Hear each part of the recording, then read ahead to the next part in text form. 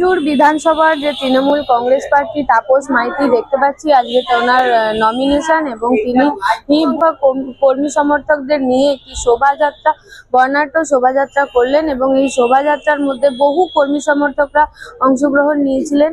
এই শোভাযাত্রার মাধ্যমে তিনি জগদীশপুর পার্টি অফিস থেকে চলে এসেছেন এই হাওড়া মহকুমা দফতরে এবং এই মহকুমা দফতরে এসে উনি তার নিজের নমিনেশন দিচ্ছেন।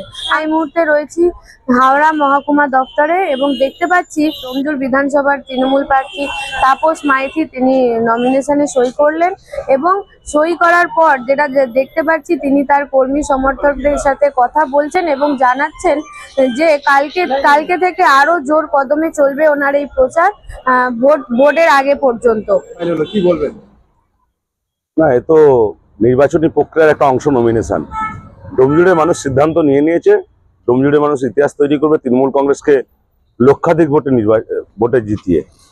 কাল থেকে কি আরো জোর কদমে প্রচার চলবে? আমাদের প্রচার কর্মসূচি ঠিক করা আছে, আমাদের প্রতিটা অঞ্চলেই জনস্রোত বইছে, যেখানেই যাচ্ছি আমরা। মানুষ আজকেও দেখেছেন নমিনেশনে যেভাবে মানুষ গিয়েছে, তারা স্বতঃস্ফূর্ত সমর্থন জানিয়েছে, এটা আমাদের কাছে একটা বড় পাওয়া। এই সমর্থন সম্পূর্ণ মমতা বন্দ্যোপাধ্যায় এবং অভিষেক বন্দ্যোপাধ্যায়ের জন্য।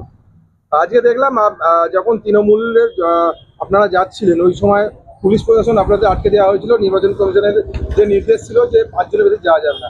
তারপরে দেখলাম যে সিপিএম এর যে পুরো র্যালি গেল এবং তৃণমূলকে চোর বলে আখ্যা করলেন, এ নিয়ে কি বলবেন? দেখুন, যে যার রাজনৈতিক দল তার নিজস্ব কালচারে, সিপিএম মানে খুন, অত্যাচার, অবিচার, এটা আমরা ভুলে যাইনি বাংলা মানুষ। আমরা সিপিএম এর দ্বারা অনেক অত্যাচারিত, তো সিপিএম সেই কালচারেই আছে। আমি তো নিজে নমিনেশন করে বেরিয়ে সিপিএম এর প্রার্থী ছিল, তাদের সাথে সৌজন্য সাক্ষাৎ করলাম, তাদের শুভেচ্ছা জানালাম। এটা আমাদের সৌজন্য, এটা আমাদের সংস্কৃতি, যে যার সংস্কৃতিতে চলবে। এই বিষয়ে আপনারা কি বলবেন অবশ্যই কমেন্ট করবেন কমেন্ট বক্সে। এই ধরনের খবর পেতে নজর রাখবেন ডিএনএন বাংলা। ডিএনএন বাংলা, সবার মনে সবার ফোনে।